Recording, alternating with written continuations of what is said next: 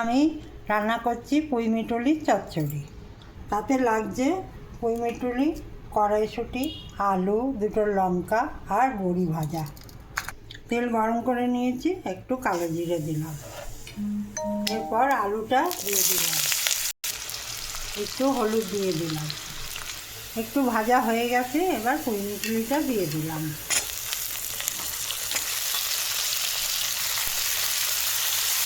একটু ভেজে নিয়েছি। এবার কড়াইশুঁটি আর লঙ্কাটা দিয়ে দিলাম, নুন দিয়ে দিচ্ছি, ভাজা হয়ে গেছে। এবার একটু জল দিয়ে দিচ্ছি,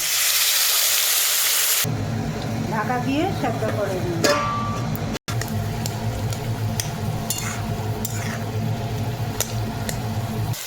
জল শুকিয়ে এসছে, এবার বড়িটা দিয়ে দিলাম,